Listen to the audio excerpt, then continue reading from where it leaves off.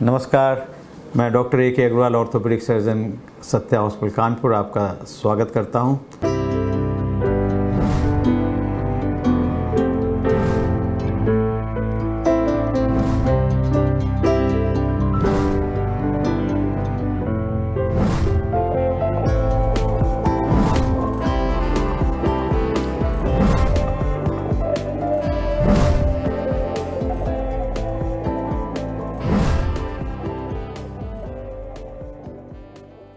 और आज मैं बात करूंगा एक बहुत ही इम्पोर्टेंट टॉपिक पे, बच्चों की हड्डियों की समस्याएं।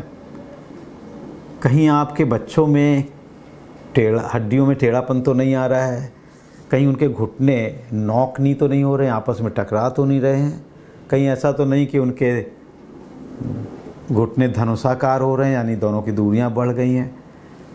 कोई आश्चर्य नहीं, आपने ध्यान से अगर देखें तो अक्सर बच्चों की ये प्रॉब्लम्स मैं अपनी क्लिनिक पे देख रहा हूँ कि नॉक नहीं हो रहे हैं, जिसको कि जेनु वेलगस भी कहते हैं।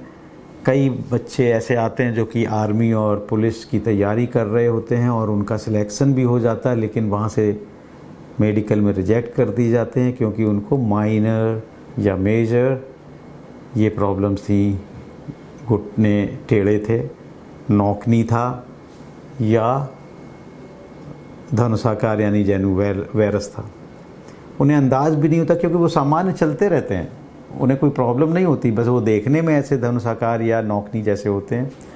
अक्सर उनके जूते अगर आप देखें तो वो एक तरफ से ज़्यादा घिसे हुए होते हैं, लेकिन इतना कोई ध्यान नहीं देता क्योंकि दर्द नहीं होता है। जब दर्द नहीं होता है तो वो डॉक्टर के पास भी नहीं जाते हैं और उन्हीं समस्याओं से ज़िंदगी बिताते रहते हैं। और जब वो डॉक्टर के पास किसी वजह से जाते हैं, या तो वो मेडिकल में रिजेक्ट कर दिए गए या किसी के पेरेंट्स ज़्यादा जागरूक हैं तो वो बच्चे की इस छोटी सी समस्या को देख पाते हैं। अक्सर ऐसे बच्चों में न केवल घुटने ही टेढ़े होते हैं बल्कि उनके दांत में भी वो चमक नहीं होती और चौकी जैसे दांत हो जाते हैं, बालों का लस्टर ख़त्म हो जाता है, चिकनाहट चमकदार बाल नहीं होते और छोटी छोटी चोटों से उनको तकलीफ़ ज़्यादा होती है। अक्सर उनके हड्डियों में फ्रैक्चर भी हो सकते हैं।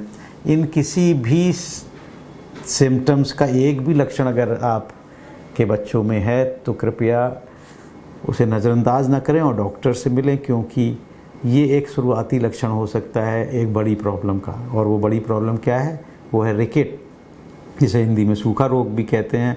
और ये रिकेट अगर शुरुआती दौर में ठीक ना की जाए तो आगे आने वाले समय में पूरी ज़िंदगी के लिए एक विकलांगता पैदा कर देती है।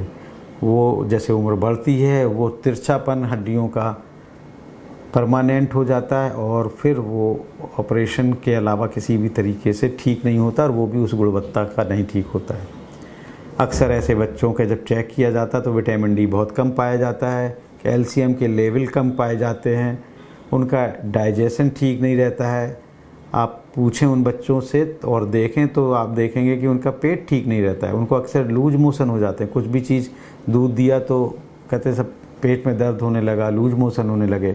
हम सोच ही नहीं पाते हैं कि ये हड्डी की भी प्रॉब्लम हो सकती है।